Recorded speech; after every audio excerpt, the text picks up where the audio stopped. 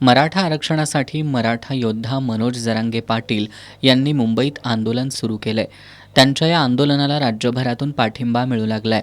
करवीर तालुक्यातील बाचणीमधील सकल मराठा समाजानंही गावातून फेरी काढून जरांगे पाटील यांच्या आंदोलनाला पाठिंबा दिलाय. ग्रामदैवत ज्योतिर्लिंग देवालयापासून ही फेरी सुरू करण्यात आली.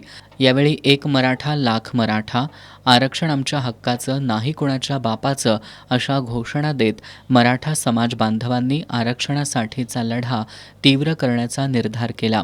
यावेळी बाजीराव साळवी, किरण जाधव, सागर सावेकर यांनी मनोगत व्यक्त करताना राजकीय मतभेद विसरून मराठा समाज बांधवांनी एकत्र यावं असं आवाहन केलं. या फेरीमध्ये शिवाजी तळेकर, निवास पाटील, सुशांत जाधव, बाजीराव पाटील, मधुकर कळंत्रे, मोहन जाधव, शिवाजी पाटील यांच्यासह मराठा समाज बांधव सहभागी झाले होते.